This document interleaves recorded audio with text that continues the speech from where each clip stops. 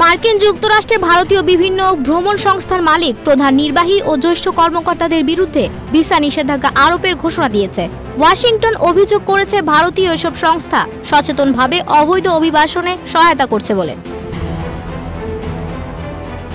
মার্কিন পররাষ্ট্র দপ্তরের মুখপাত্র ট্যামি ব্রুস সোমবার 19 মে এক বিবৃতিতে এ তথ্য জানান। এই বিবৃতিতে ভারতীয় ভ্রমণ সংস্থার বিরুদ্ধে ভিসা নিষেধাজ্ঞা আরোপের এই ঘোষণা দেওয়া হয়েছে। বিবৃতিতে তিনি বলেন, ভারতে মার্কিন মিশনের সংগৃহীত তথ্যের ভিত্তিতে ইমিগ্রেশন অ্যান্ড ন্যাশনালিটি অ্যাক্টের অধীনে ভারতের ট্রাভেল এজেন্সিগুলোর সঙ্গে যুক্ত অনির্দিষ্ট সংখ্যক লোকের উপর ভিসা নিষেধাজ্ঞা আরোপ করা হয়েছে।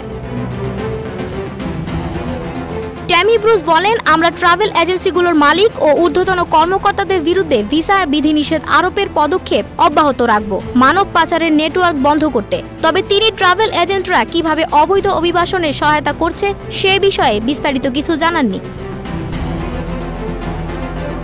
মার্কিন স্বরাষ্ট্র দপ্তর জানিয়েছে তাদের দূতাবাস ও উপদূতাবাসগুলো কাজ করছে অবৈধ অভিবাসন, মানব পাচার এবং পাচারের কাজে সহায়তাকারী ব্যক্তিদের চিহ্নিত করতে।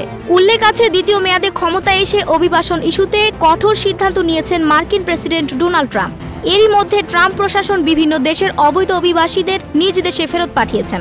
এর মধ্যে রয়েছে ভারতের অভিবাসীরাও। নয়াদিল্লিতে মার্কিন দূতাবাস তাদের সামাজিক মাধ্যমে বারবার ভারতীয় নাগরিকদের সতর্ক করে বলেছে, যুক্তরাষ্ট্রে ভ্রমণের সময় অনুমোদিত মেয়াদ অতিক্রম করে কেউ অবস্থান করবেন না। মেয়াদ অতিক্রম করলে বহিষ্কার ও যুক্তরাষ্ট্রে প্রবেশে স্থায়ী নিষেধাজ্ঞার মুখোমুখি হতে হবে। এই সতর্কতা অবৈধ অভিবাসন রোধে মার্কিন সরকারের কঠোর অবস্থানেরই ইঙ্গিত দেয়। তবে এই নিষেধাজ্ঞার প্রভাব কতটা হবে তা এখনো স্পষ্ট নয়। এটি মূলত অবৈধ অভিবাসন নেটওয়ার্ক বন্ধ করার জন্য একটি বৃহত্তর চেষ্টার অংশ।